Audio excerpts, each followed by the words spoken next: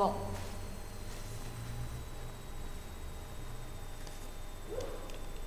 então vamos continuar aquela apostila que fala sobre trato gastrointestinal, né?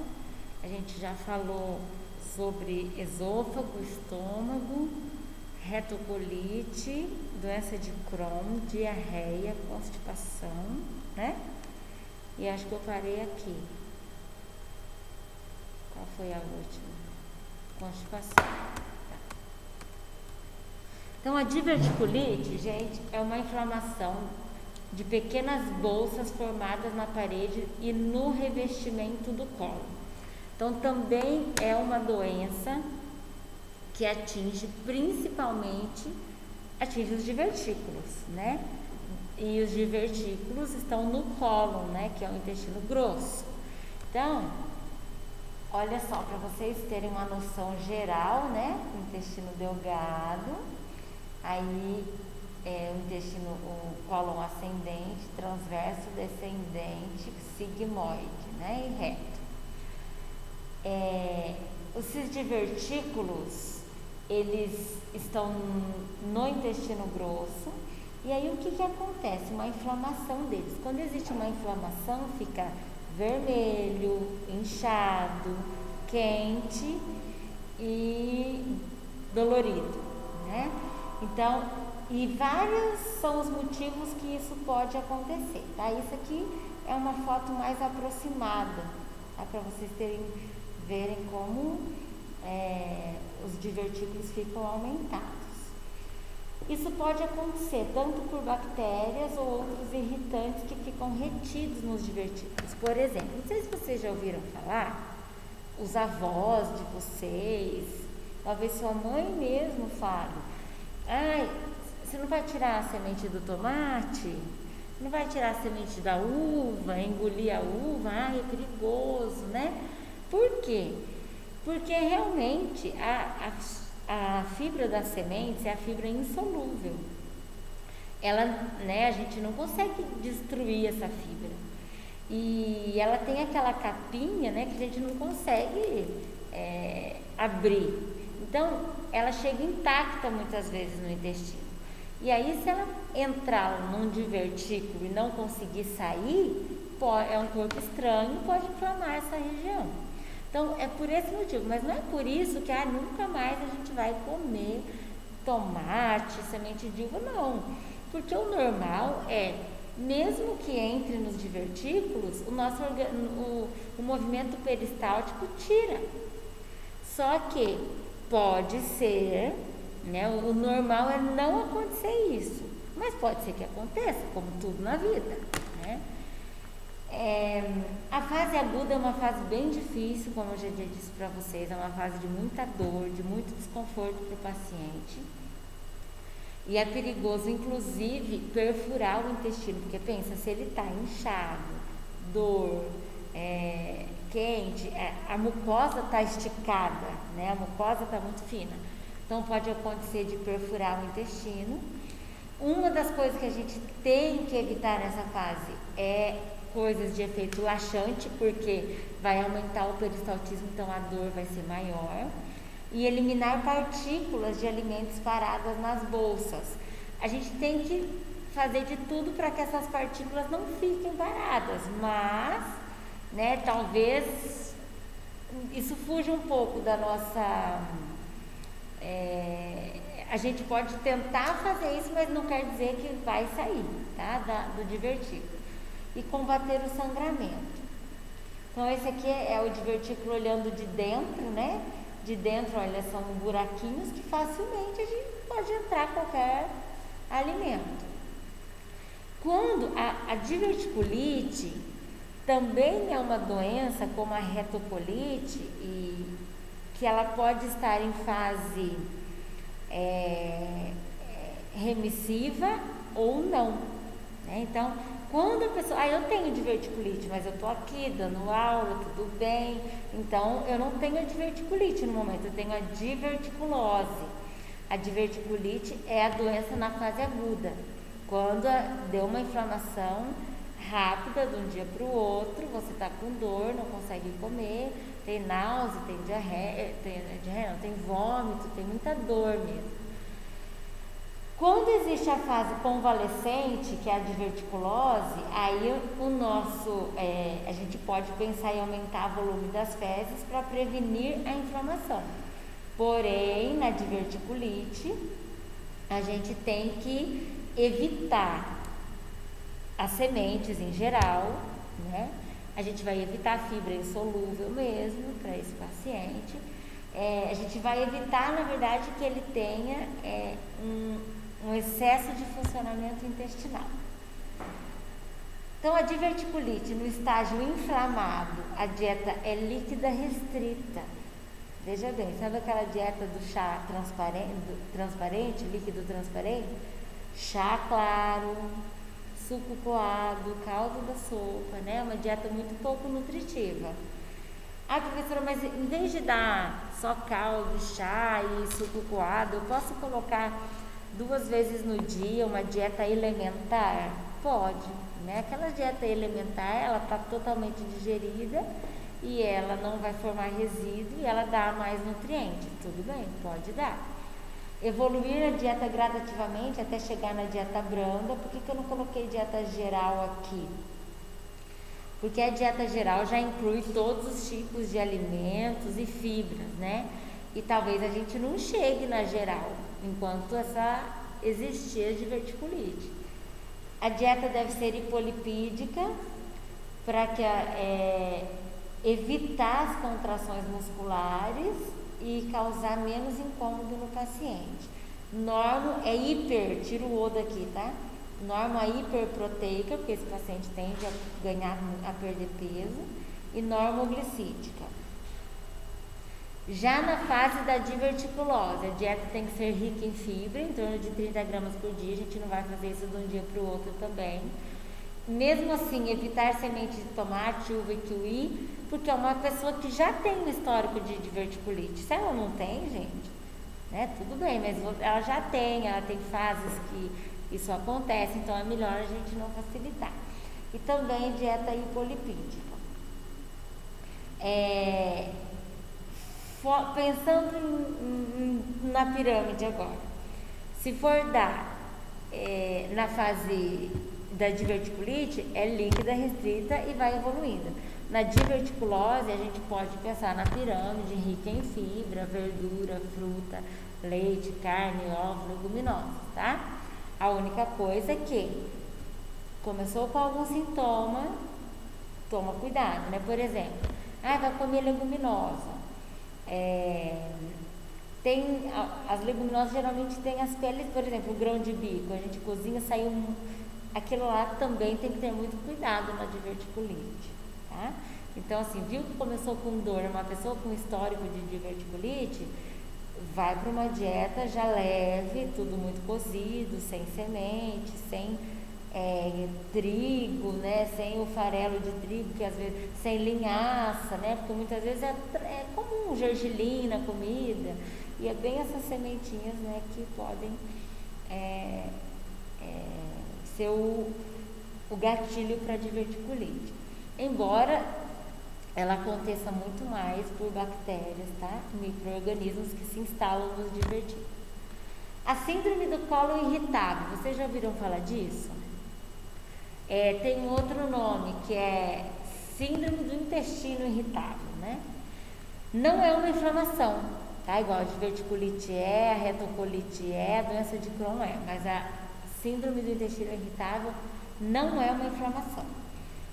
O diagnóstico é feito assim: 3 meses de sintomas contínuos ou recorrentes de dores ou desconforto. A pessoa tem que, há 3 meses, relatar que isso está acontecendo. Não ocorre, na verdade, alívio com a evacuação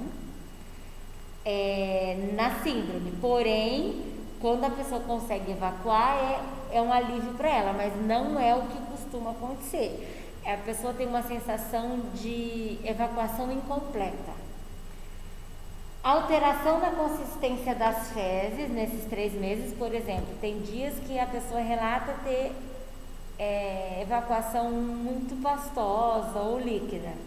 E na mesma semana ela tem o intestino super preso, tá? E fezes muito endurecidas, inclusive. E alteração do trânsito intestinal, então ela relata exatamente isso. E não tem assim, eu posso comer a fibra que eu continuo com o intestino preso, ou eu estou comendo um monte de fibra e ele desde a semana passada, e essa semana meu intestino está muito solto, né? Então você vê que é um intestino super irregular, e ele também sofre influência do estado emocional da pessoa. Sabe essas pessoas assim que estão nervosas porque vai fazer uma prova, alguma coisa assim? Alguns relatam que o intestino prende, outros falam que solta, né? Fica apreensivo, o intestino solta, então é típico desse tipo de pessoa também. Quais são os sintomas? Eructação, que é arrotar demais, flatulência, azia, muco nas fezes, dor de cólica e fica nessa dicotomia. Constipação, diarreia. Seu intestino é preso? Como que funciona seu intestino? Não sei. Tem semana que ele é solto, tem semana que ele é preso. Esse é um dos relatos. Qual é a dietoterapia? Refeições fracionadas e regulares. Isso é imprescindível, manter horário com essa pessoa. Porque se o intestino é irregular, a gente precisa fazer de tudo para ele começar a ser regular. Então essa pessoa precisa comer geralmente nos mesmos horários, tá? Café da manhã, almoço, lanche da tarde, jantar, ceia. Fibra e líquidos na quantidade adequada. Calcular líquido, né? 35 ml por quilo. E a fibra é importante, tanto a solúvel quanto a insolúvel, porque ele tem tanto diarreia quanto constipação. Então, se no caso a semana que ele está com diarreia, a gente vai evitar a insolúvel. Mas se na semana que ele está constipado, pode aumentar mais a insolúvel. Mas geralmente a gente tenta manter um mix de fibra. Evitar gordura em excesso, açúcar em excesso, até porque o açúcar causa mais flatulência. Frutas e vegetais diariamente. Evitar os alimentos flatulentos, repolho, brócolis. O que mais que é flatulento, gente? Feijão, exatamente. Talvez seja necessário dieta sem glúten ou lactose, exercício físico também para ajudar nesse funcionamento regular e adequar a situação vigente. O que é isso? O que no momento está acontecendo com aquele paciente? É mais diarreia? Então eu vou fazer dietoterapia muito parecida com a da diarreia. Constipação? Vou fazer dietoterapia da constipação. Agora uma coisa é certa, horários devem ser mantidos, tá? A água, né? Beleza até aqui? Agora a síndrome do intestino curto. O que acontece na síndrome do intestino curto? O intestino ele é curto quando ele é perdido em mais de 50% do tamanho dele.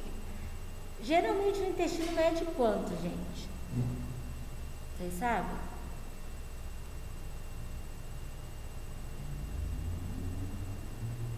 Sim, não. Uns 6 metros, 7, né? Pensa bem, se perdeu mais de 50%, perdeu 3,5 metros, né? De intestino. É bastante, vocês concordam?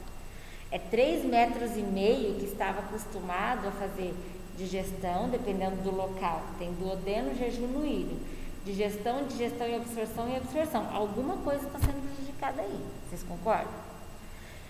Nessa situação, ó, no síndrome do intestino curto, é quando existe uma ressecção cirúrgica de uma parte do intestino que compromete a superfície de absorção, principalmente jejum no ilho. A pessoa até vai digerir, mas ela vai deixar de absorver. Então, o que acontece? O intestino precisa se adaptar a essa nova situação. Nós somos muito adaptáveis. A gente vive sem grande parte do estômago. A gente vive sem vesícula, a gente vive sem apêndice. A gente vive sem parte do fígado, a gente vive sem um rim, né? O ser humano é muito adaptável. Então a gente se adapta, o nosso organismo também vai tentar, naquele intestino que sobrou, tentar fazer uma absorção maior, né? Vai potencializar a absorção da parte que sobrou ali. Então, só que para essa adaptação acontecer, gente, o começo é muito difícil. Então vocês vão ver que geralmente esses pacientes eles ficam em nutrição parenteral, tá? Alguns voltam a comer, outros não. Então causa má digestão, má absorção e esteatorreia pelo tanto de ressecção intestinal. E isso leva a uma deficiência nutricional muito grave. Por quê? Pode ser que tirou mais parte do duodeno, então a digestão vai ser prejudicada, mas não vai absorver porque a digestão foi prejudicada. Ah não, foi resseccionado o jejum e ilho, vai ser digerido, mas a absorção vai ser muito ruim. Então quando a ressecção intestinal é maior de 70%, os problemas são muito maiores também. Deve-se preservar a válvula iliocecal para prevenir contaminação do delgado. Qual é a válvula iliocecal?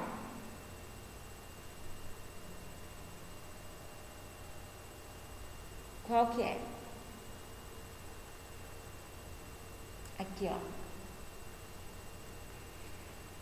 Vocês lembram que aqui é o intestino delgado, né? Duodeno, jejum e o ilho. O ilho é o último, é o que termina. Se a válvula é iliocecal, é essa válvula aqui, que separa o ilho do seco, o ilho do início do intestino grosso. Veja bem, vamos supor que foi preciso retirar uma grande parte do ilho. O médico vai tentar manter essa válvula aqui. Por quê? Porque se ele resseccionar essa válvula, é muito fácil o bolo fecal mas os micro-organismos do bolo fecal vir para o intestino delgado e fazer uma infecção. Então, por conta disso, é necessário, e os médicos cirurgiões priorizam pelo... como é que fala? Esqueci a palavra, por poupar essa válvula, tá? Isso aqui é informações que não eram para estar no slide, era da minha aula, podem se considerar, tá? Causas: doença vascular mesentérica, né? Um problema na irrigação, por exemplo, do ilho, pode fazer uma necrose do ilho, né? Porque não passa sangue, não oxigena. A doença de Crohn pode levar a uma grande inflamação intestinal. O próprio câncer, infelizmente, e a atresia intestinal congênita, que é uma doença congênita, como o nome já diz, e não muito comum também. Quais são os nossos objetivos? Prevenir perda de sódio, potássio, cloro, porque esse paciente, ele não vai conseguir absorver, gente. Prevenir a atrofia da mucosa do delgado, então precisa, por conta da terapia nutricional parenteral, ele não vai ser usado, né, o intestino para fazer absorção nem digestão, e aí vai atrofiar essa mucosa intestinal aí. Corrigir deficiências nutricionais, reduzir perda de peso, na verdade se perde de 4 a 5 quilos por mês, até se adaptar. Prevenir formação de cálculos biliares. Veja bem, uma pessoa que fez ressecção, cirurgia bariátrica, a pessoa que diminuiu bruscamente a alimentação, que está numa dieta radical, são pessoas que começaram a fazer jejum. São pessoas que vocês concordam que o intestino é uma pessoa que está deixando de comer. Se ela está deixando de comer, ela está deixando de pôr em ação o trato gastrointestinal. Vocês concordam com isso? Então vejam só, O que para que serve a vesícula? A vesícula é um anexo, né, do trato gastrointestinal que guarda a bile. Não o fígado produz a bile, a vesícula guarda a bile. Para que ela guarda a bile? Porque na hora que a gente vai se alimentar e claro, a gente faz um arroz, tem o óleo do arroz, tem o óleo do feijão, né? Quem come carne tem a gordura da carne, tem a do leite, né? A oleaginosa. A gente come gordura, né? Então, a hora que o quimo chega no intestino delgado, existe um sistema que eu já até falei para vocês que se chama colecistoquinina ou colecistoquina, que é quando o intestino avisa o pâncreas e a vesícula, chegou alimento aqui, precisa ser digerido. Já alguma parte da digestão já começou no estômago, mas o final dela acontece no intestino. E aí o pâncreas libera o bicarbonato, né, para manter o meio apto para a função de enzimas. E a vesícula libera bile para começar a digestão da gordura. Primeiro a gordura é emulsificada, depois que ela é digerida, depois que ela sofre a ação da lipase. Beleza, sabendo disso, então se eu sou uma pessoa que come alimento, esse sistema está sempre acontecendo. Mas se eu de repente fiz uma cirurgia bariátrica, vou ficar uma semana tomando líquidos, né, pouco calóricos, pouco gordurosos, pouco hipoglicídicos, inclusive, né? E aí o que acontece? A bile vai ficar lá dentro da vesícula. Ela não é liberada porque não tem o que ela digerir. E o que é a função da vesícula? Além dela armazenar a bile, a parede da vesícula, ela reabsorve a água da bile. Então a bile vai ficando concentrada, igual o xixi no rim. Vai ficando concentrado. E aí essa concentração pode formar os cálculos. Então, um dos motivos que faz a pessoa que precisou fazer uma ressecção intestinal a ter cálculo biliar ou pedra na vesícula é esse, porque ela fica muito tempo em jejum. Então, a pessoa que fica muito tempo em jejum, que faz uma cirurgia bariátrica, que faz dietas restritivas, são pessoas que podem ter cálculo biliar. Tanto que a gente vê, depois fez uma dieta bem restritiva, aí começou com dor no estômago, já investigou se é pedra na vesícula, né? Que existe essa possibilidade.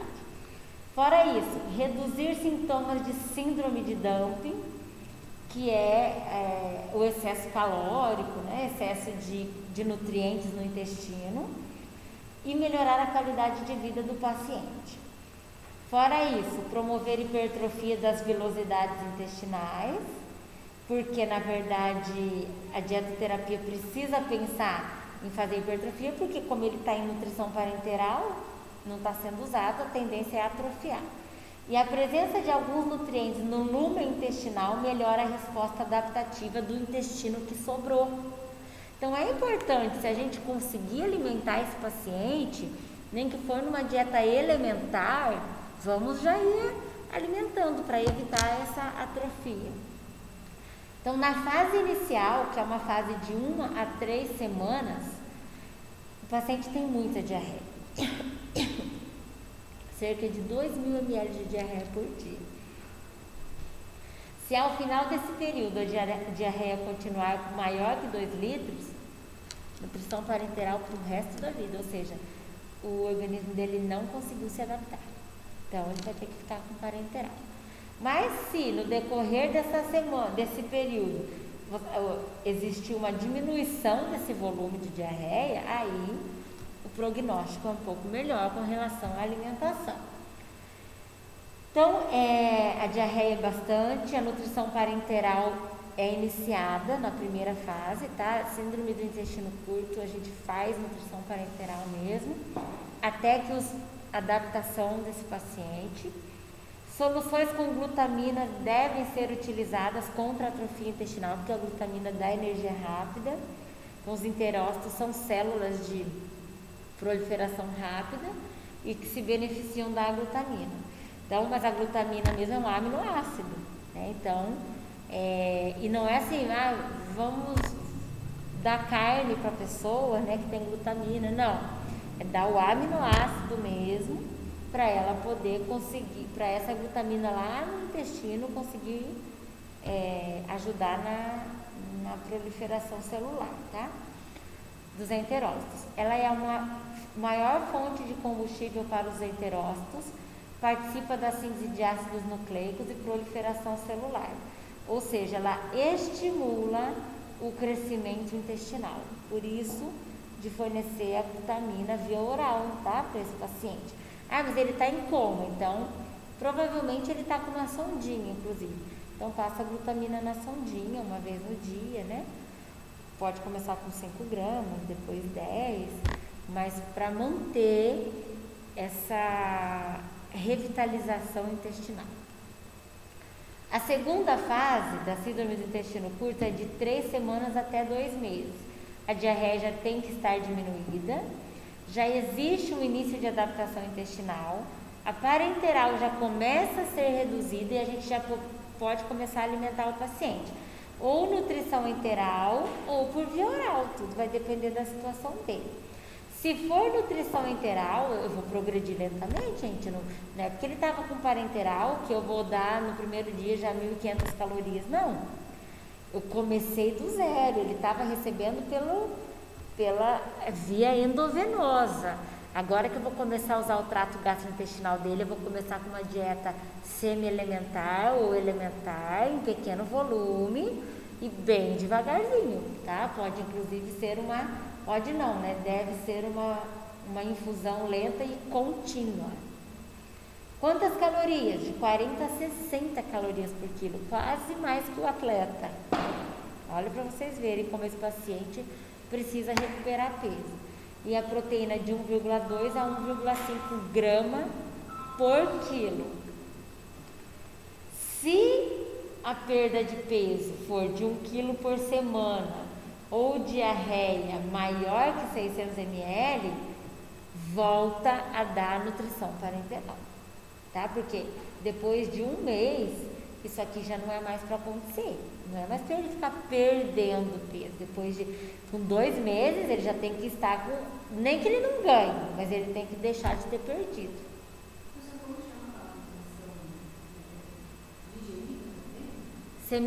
Elementar é digerida e parcialmente é a semi.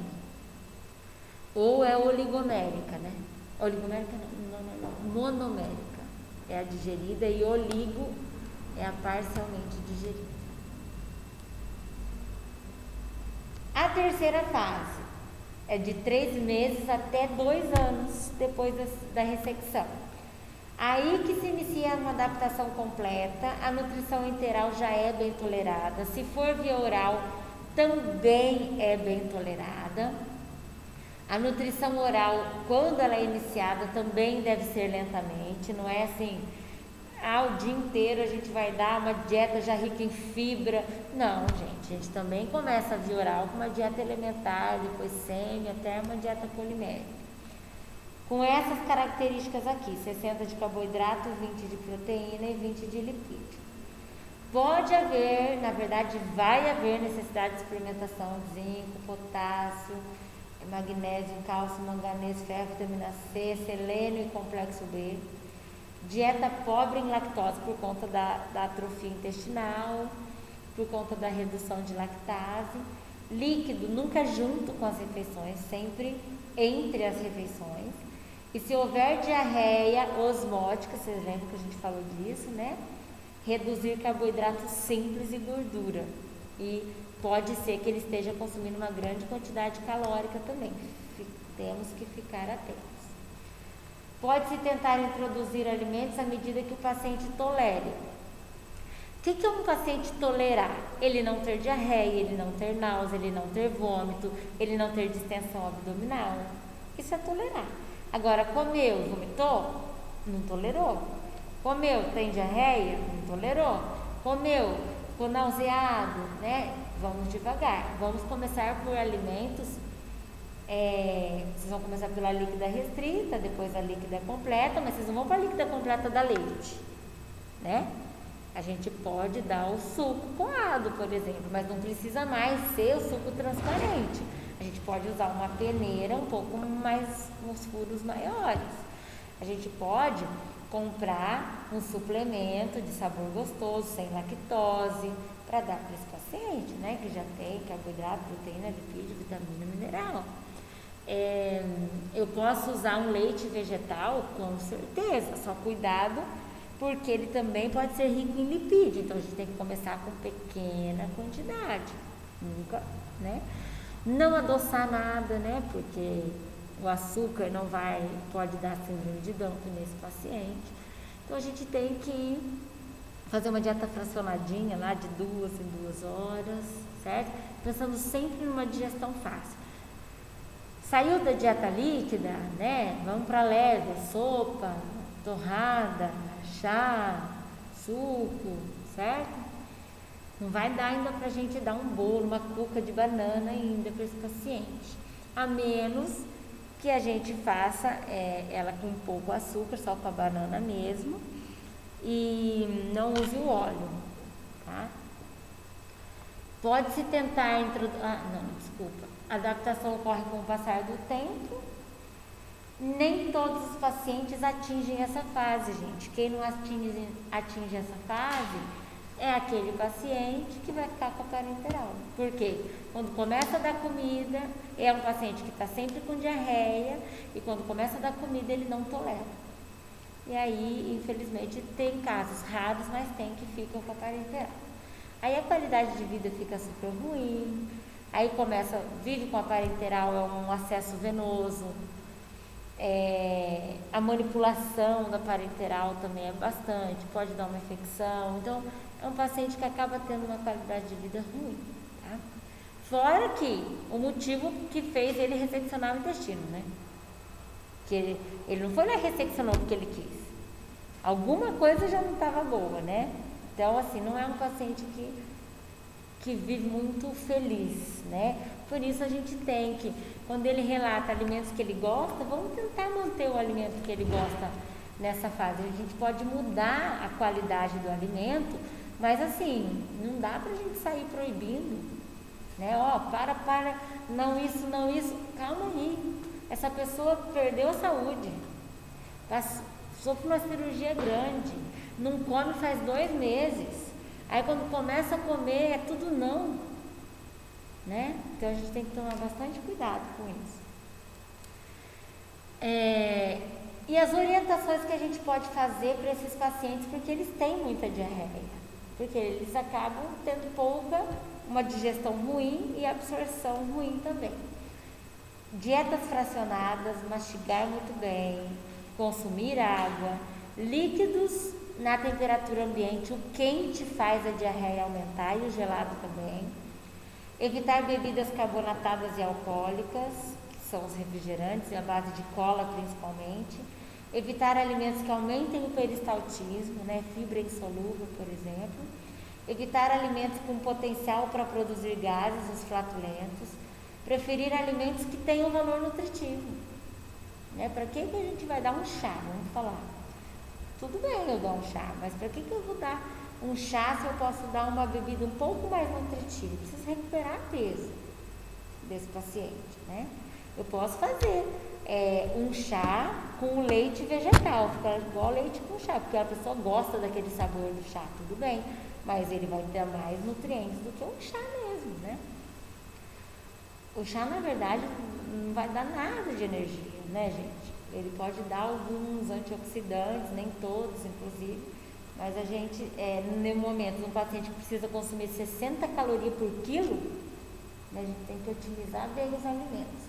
São pacientes que a gente usa suplementação, tá? Aumentar o consumo de fibras solúveis, aumentar carboidratos complexos. Gente, um parênteses, professora, você falou pra gente não dar fibra, você fala carboidrato complexo? Carboidrato complexo não é a fibra. O carboidrato simples é a sacarose, né? A glicose, o mel, os doces em geral, né? O melado da cana. E o complexo é o amido. Pão branco tem amido, macarrão tem amido, arroz tem amido. Então, evitar aumentar a ingesta dos carboidratos complexos, no sentido antes o complexo do que o doce, tá? Por conta da síndrome de Down também. Evitar a lactose, fazer suplementação. Então a gente tem hoje no mercado, né, nas farmácias, mercado que eu quis dizer no mercado, os suplementos que tem sabor gostoso, que tem carboidrato, proteína, lipídio, vitamina e mineral. A gente consegue suplementar tudo. E se vê que existe uma deficiência, tem que entrar com a suplementação própria daquele nutriente que está pior, né? Por exemplo, se existir uma anemia, precisa de suplementação de ferro. A gente não vai conseguir fazer isso só com uma suplementação geral, tá? Mas muito provavelmente o médico também vai indicar, né? Então a gente precisa ver as deficiências mesmo. Aquilo que você vê que está diminuindo, a suplementação vai ajudar muito, essa suplementação que eu estou dizendo, que já tem tudo. Mas aquelas deficiências que acontecem de fato, aí a gente precisa reverter com suplemento específico, sempre maior que a RDA. Por exemplo, a quantidade de ferro do paciente as DRIs, eu olhei lá para um adulto, 18 miligramas de ferro, mas ele está com anemia ferropriva. Eu vou dar um valor maior do que a RDA. Não vou dar os 18, eu vou dar 20, eu vou dar 22. Por isso que a suplementação tem que ser específica. Porque a gente precisa dar além, eu não preciso chegar na UL, mas eu preciso aumentar a RDA. A suplementação ela é sempre assim, para resolver deficiência, a recomendação é sempre acima da RDA, tá? E fazer refeições em um lugar calmo, porque essa pessoa desaprendeu a gostar de comer, então o ambiente tem que favorecer, a família tem que favorecer, a comida tem que ser apetitosa, ao mesmo tempo que tem que ser adequada. Não é fácil, tá bom, gente? Mas a gente tá aí para isso. Ontem mesmo, né, eu estava falando com uma pessoa que está com um filho com um diagnóstico de câncer e, na verdade, eu nem conheço essa pessoa, assim. Eu conheço, é muito próxima da minha mãe. E aí ela fica, né, perguntava as coisas para minha mãe, né, já que minha mãe está em casa e tal. E daí eu não consigo, eu tenho que pegar o telefone e já falar com a pessoa. E a pessoa, o filho dela é muito jovem, né, tem 29 anos, com câncer e aí ela falou, nossa, eu tô aqui cuidando de tudo. Só faço comida né, adequada. E aí ela virou e falou, Ana Helena, tem muito problema ele comer pão em vez de tapioca? Aí eu falei, não tem nenhum problema. Não é porque ele gosta tanto de pão francês, sabe? Mas assim, como o pão francês não é saudável, a tapioca que é saudável, e daí eu não deixo ele comer, e ele tá muito chateado. Eu falei, não, deixa ele comer pão francês, né? Vamos deixar a pessoa comer. Metabolicamente, a tapioca e o pão francês, eles estão muito próximos ali, com um paciente com câncer, todo chateado, o catéter saiu do lugar, nem a quimio ele conseguiu começar a fazer, e nem tá comendo, e quando ele pede o pão francês, não, você tem que comer a tapioca, né? Você vê como que as coisas chegam extraviadas, né, para a população, né? E ela é enfermeira. Mas chega muito extraviado, olha o pensamento dela, tapioca, será que se eu deixar ele comer um pão, tudo bem, né? Então e aí ela, porque assim, a tapioca para a imunidade é bem melhor, né? Né? Daí a gente fala, vixe, calma aí, né? Tapioca com a imunidade, ela não tem relação, se a gente for ver, né? A gente tem relação no sentido, vamos garantir carboidrato lipídico, a proteína e para a imunidade. Mas não quer dizer que é a tapioca que vai fazer isso, né? Oi? Não, porque eu perguntei daí para ela se ele tem. Não, mas realmente as pessoas estereotiparam a tapioca. Não, tudo é tapioca. E assim, eu fico pensando, né? A tapioca nem fibra tem. Farinha branca sem glúten, né? Tudo bem.